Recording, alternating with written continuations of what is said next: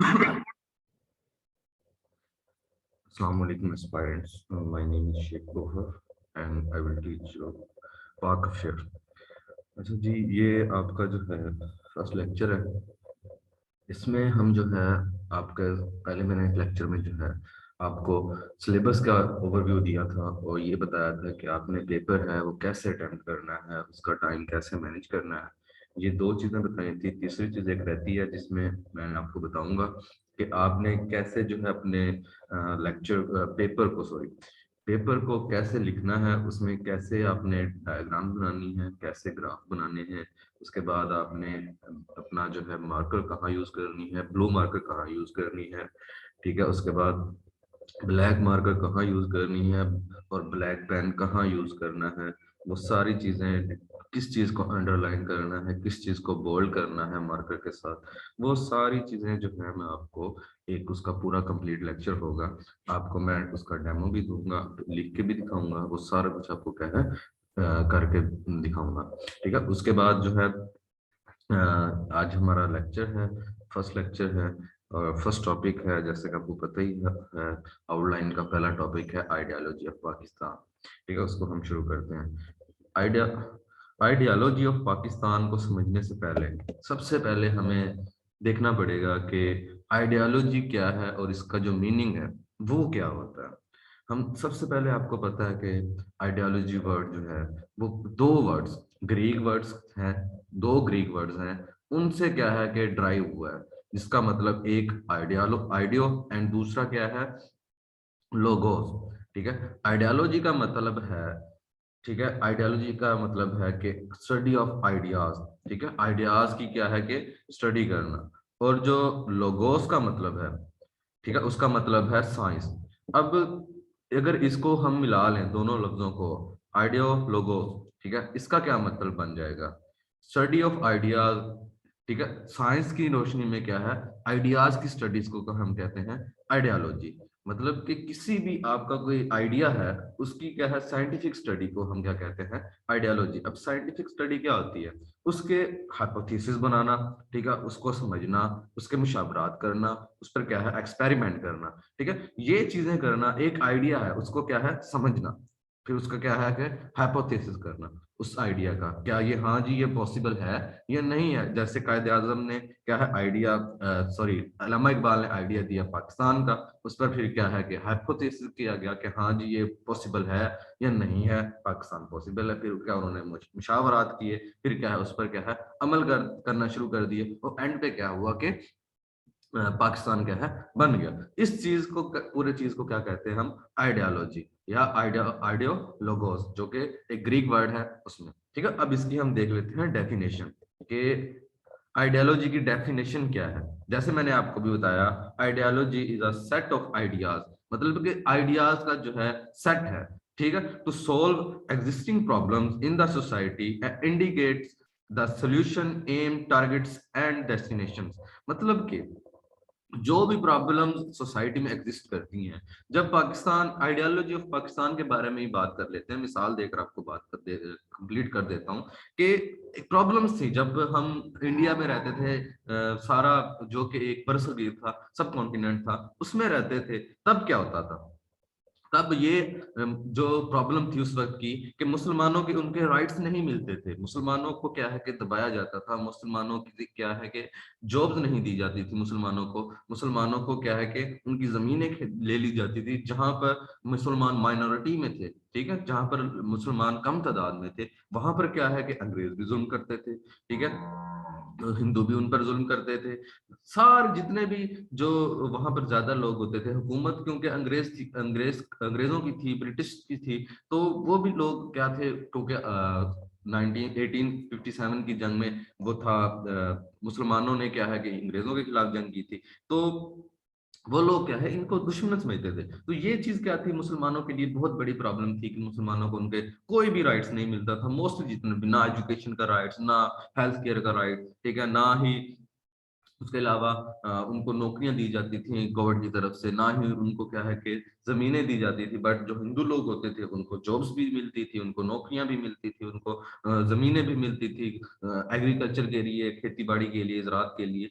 But क्या था कि मुसलमानों को क्या है कि इन चीजों से क्या है महरूम किया जाता था। तो यही उस वक्त की प्रॉब्लम थी सोसाइटी में।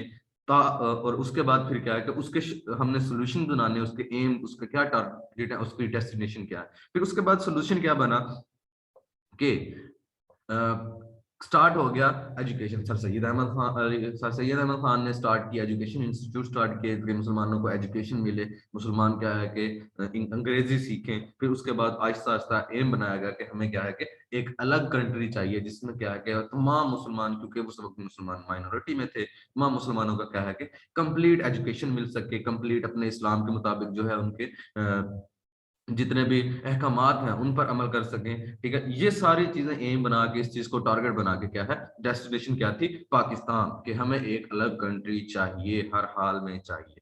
तो उम्मीद है इस चीज की आपको समझ आ गई होगी कि आइडियोलॉजी क्या होती है, उसे कैसे बनाया जाता है। ठीक है, अब हम नेक्स्ट चलते हैं।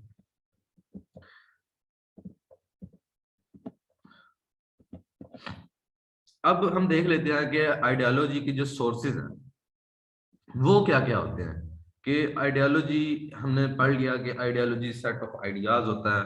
ठीक है, उसकी साइंटिफिक स्टडी होती है, इसके बारे में तो हमने पढ़ लिया। अब देखते हैं सोर्स ऑफ आइडियोलॉजी क्या है।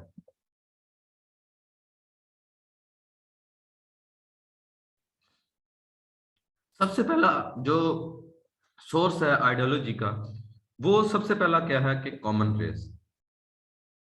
अब कॉमन रेस का क्या मतलब है, हम इसको इसको देखें। कॉमन रेस का क्या मतलब है? कॉमन रेस का मतलब है कि एक ही सिमत में जाना। मतलब अब देखें, हम पाकिस्तान की आइडियोलॉजी के बारे में पढ़ रहे हैं तो पाकिस्तान की तरफ भी देख लेते हैं ना, कि कॉमन रेस क्या है। कॉमन रेस ये है कि पाकिस्तान जो है, सारे लोग क्या है एक ही जगह पर आ जाएं, एक ही फॉर्म पे आ जाएं और एक ही तरफ जाएं। कि देखिए तब बरसगीर के मोस्टली मुसलमान, 90% मुसलमान जो थे वो एक ही तरफ लग गए, एक ही तरफ जाने लग गए कि हमें क्या है कि अलग वतन चाहिए, हमें अलग कंट्री चाहिए, हमें अलग टेरिटरी चाहिए, हर हाल में चाहिए। हम मर जाएंगे, हम कट जाएंगे, पर हमें क्या है कि चाहिए। उसके लिए उन्होंने क्या है, जेलें भी भुगती, उसके लिए क्या है कि उन्होंने दिन रात मेहनत भी की, उसके लिए क्या है कि उन्होंने अंग्रेजों से लड़ाई भी की, कलम की लड़ाई की। ठीक है, वैसे कोई जंग नहीं की, वैसे कलम की लड़ाई की उसे। ठीक है, सियासत की लड़ाई की। एक ही तरफ थे, पर कुछ तबका था, मौलाना तबका था कि जो कि नहीं चाहते थे कि हम लोग क्या है कि अलग कंट्री बनाए। बट क्या है कि ये बहुत जरूरी था, कि अलग कंट्री बनाना बहुत जरूरी था, उसका तो आपको इस चीज का अंदाजा है। तो इसी वजह से क्या है कि मुसलमानों को बहुत ज्यादा मुश्किलात थी। तो उस वजह से क्या है कि उन्होंने क्या है कि एक ही तरफ लग गए कि हमें अलग कंट्री चाहिए। अब कॉमन टेरिटरी क्या है कि एक ही लैंड चाहिए कि सबके लिए, जो कि जितने भी मुसलमान हैं उनके लिए एक अलग वतन हो। वो जहाँ पर क्या है कि एक जगह से इंडिया से जाकर, बरसगीर से जाकर क्या है अलग एक साइड पे रहे, जहां पर उन्हें क्या है कि मुकम्मल तहफ़्फ़ुज़ात हो, हर चीज की उन्हें इजाजत हो। जिस जिस अपने इस्लामी हुकूमत, क्योंकि आपको पता है कि पाकिस्तान बना है ला इलाहा इल्लल्लाह मुहम्मद रसूलुल्लाह के नाम पर। ठीक है, इस कलमा पर बना है।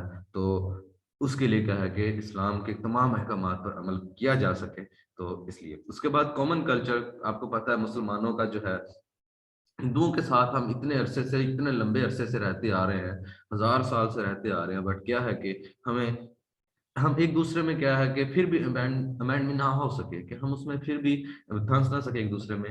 हम फिर भी क्या है आज तक अलग अलग हैं, कि मुसलमानों के सारे कल्चर अलग हैं, हिंदुओं के अलग हैं। इतना अरसा एक साथ रहने से कौमों का, फिर भी क्या है कि वो दोनों एक दूसरे से बिल्कुल जुदा है। कभी भी एक एक दूसरे से क्या है कि उनकी कोई भी चीजें, मोस्टली जो है कि कोई भी चीजें हैं कि एक दूसरे से नहीं मिलती, तब भी नहीं मिलती थी, अब भी नहीं मिलती, क्योंकि मुसलमान और हिंदू एक दूसरे से बिल्कुल अलग हैं। उसके बाद बात कर लें कॉमन रिलीजन की।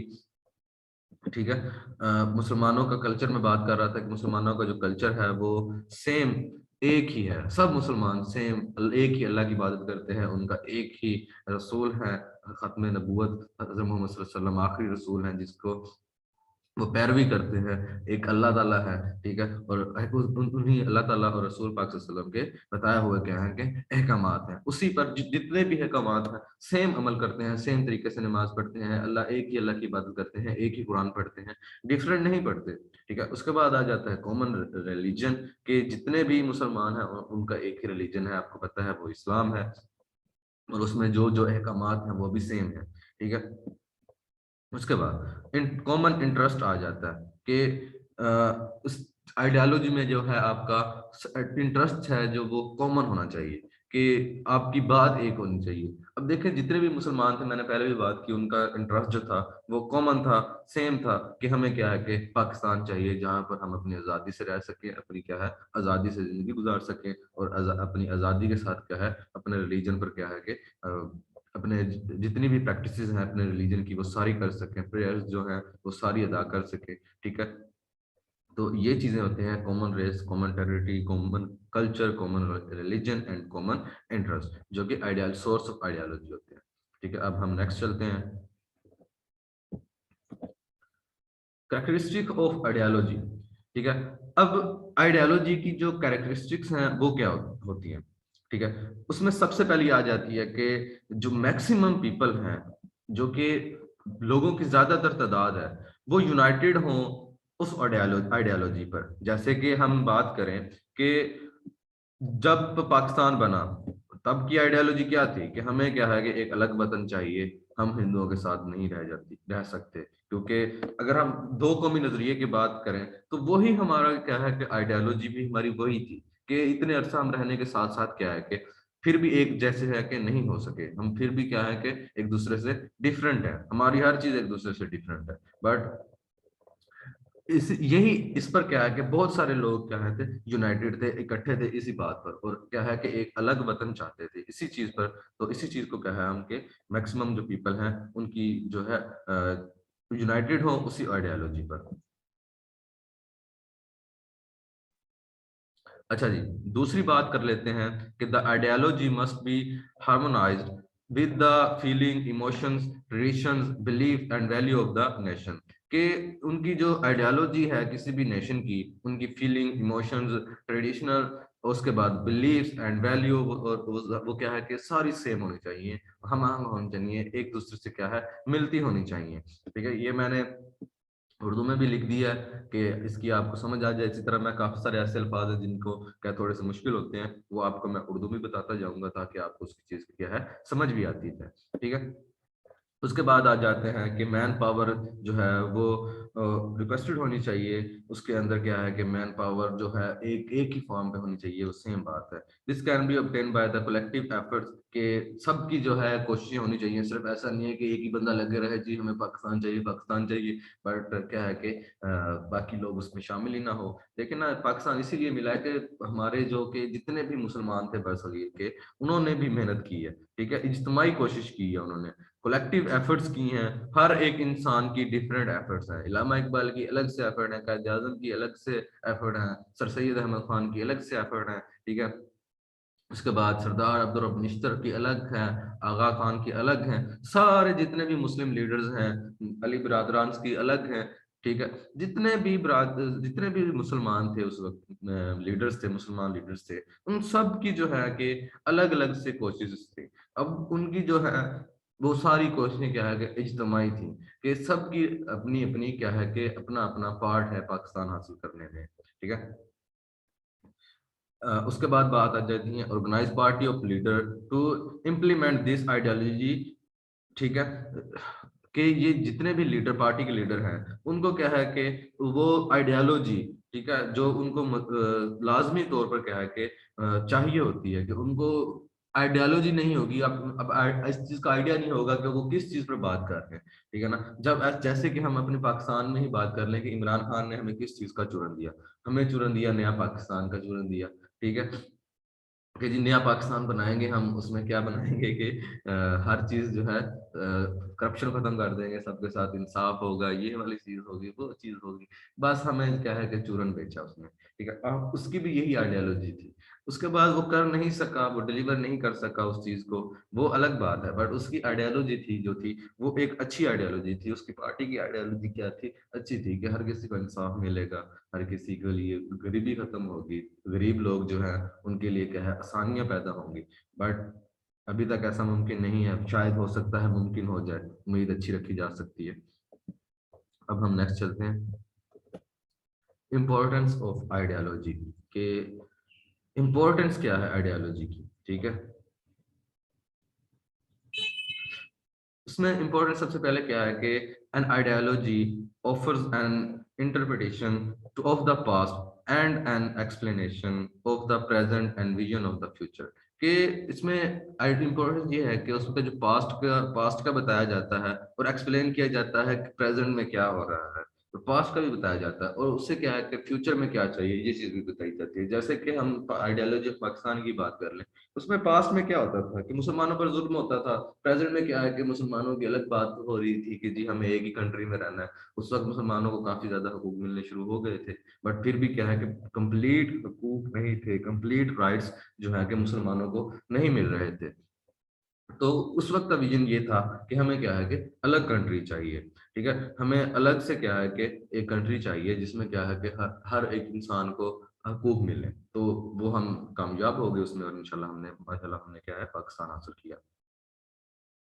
उसके बाद ideology is a motivating force for a nation. कि आइडियोलॉजी जो है वो किसी भी नेशन के लिए मोटिवेशन फोर्स होती है, कि वो उसको क्या है कि दो चार चांद लगा देती है, उसको उस नेशन को क्या है कि एक जज्बा पैदा कर देती है कि जी हाँ हमें ये चीज चाहिए, हमें ये क्या चीज है कि इस तरफ जाना है।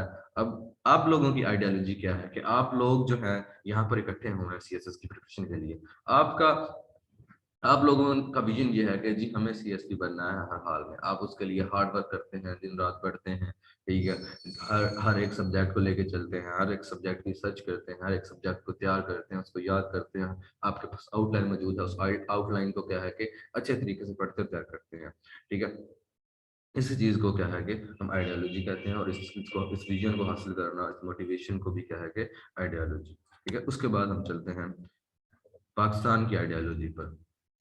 मेरा ख्याल है आज के लिए इतना ही काफ़ी है, क्योंकि ये डेमो लेक्चर है। तो इसके बाद जो है हम इंशाल्लाह ताला मंडे से जो है प्रॉपर क्लासें स्टार्ट कर रहे हैं। जैसा कि आपको सबको मालूम है, प्रॉपर क्लासें स्टार्ट कर रहे हैं हम।